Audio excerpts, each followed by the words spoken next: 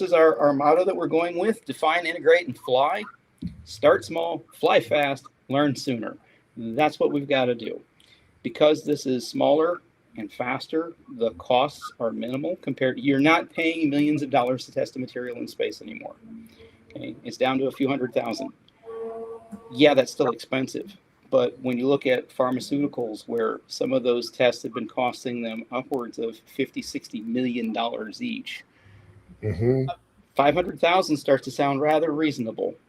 So while it's not everybody who has a basement lab can build something and test it, we are trying to move that needle down further and further so that more people can access space.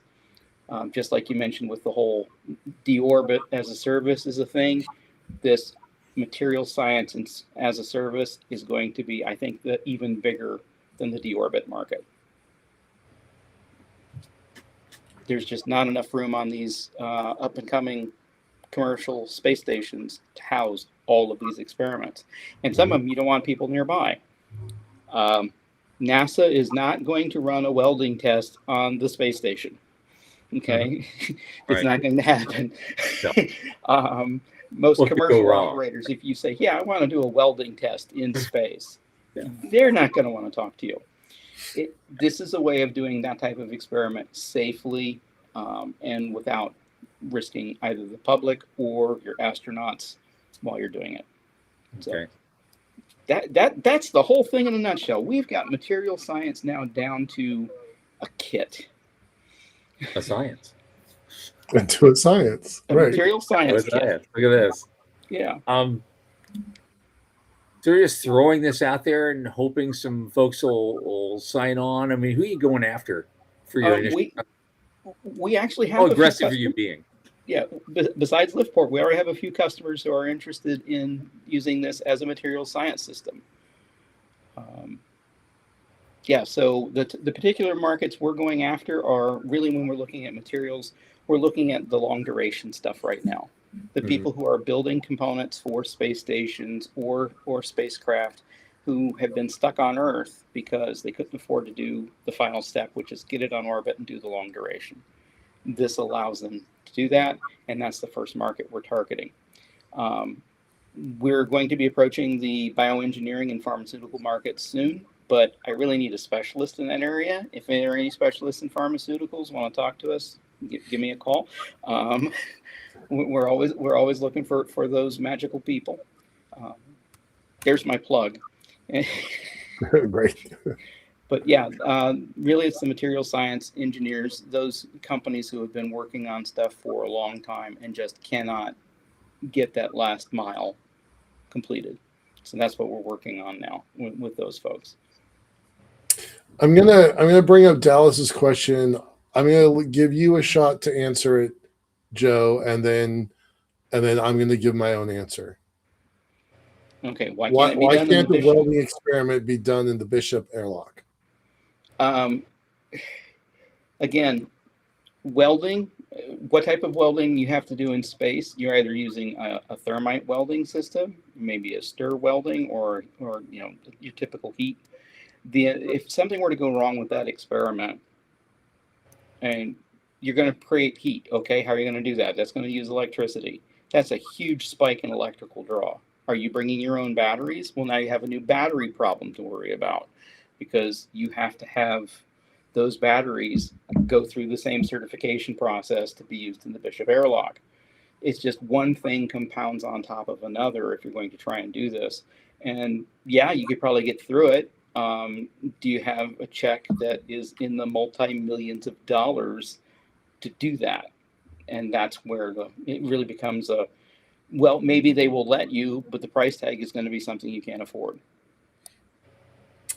I'm going to add to that, Dallas. My information is outdated, but Justin Kugler hand walked our proposals through the CASIS office 6 times, 6 different proposals to do carbon nanotube development on orbit. And every one of them was declined. We don't have information about why they were declined. Mostly it was CASIS was interested in biotech and not material sciences. But when we said we wanted to build a furnace, they were like, nope. And the furnace is, I think, much more controllable than welding. So that's my experience, and that goes back to maybe 2015, maybe 2014 timeframe. So two different pieces of knowledge there, but I definitely found it very difficult to get. I got nothing up on the space station. I tried a bunch of times. So Yeah, you have an extremely limited supply on the space station, okay? Because an astronaut's time is valuable. And it's amazing that when SpaceX started flying Dragon, that an extra astronaut gave them the ability to double the amount of time the entire team was doing on research. So research minutes are very, very valuable and expensive, and you have to have a very good thought out proposal. You basically have to know the answer before you launch. You're just validating, and you have to be willing to pay for it. So yeah, like Jason is saying here in the comments, NASA will be glad to do it for you for tens to hundreds of millions of dollars. But they do not mess around with heat. I don't think that Jason's right on this one, actually. Well, Yeah. they sent an oven. Why is it that they can't bake cookies in space? Okay, they sent an experiment. What do that experiment? Yeah, they did that experiment. Hilton paid for part of it, but they did this whole experiment. They made a couple of cookies. They sent the whole thing back to Earth, and they did not leave the oven up there.